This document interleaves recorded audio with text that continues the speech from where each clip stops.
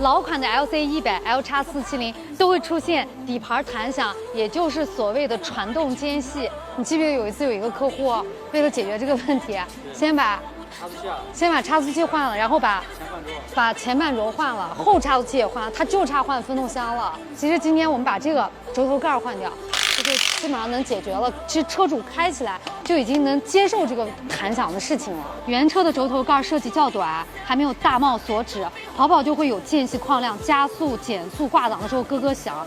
那这个花牙设计太小太短，那我们只能进行后期改良这个法兰盘，然后让它跟这个大帽紧紧的锁在一起。法兰盘的作用是把半轴输出的动力和轮毂连在一起，外面靠螺丝，里边靠花件，这样一装就连在一起了。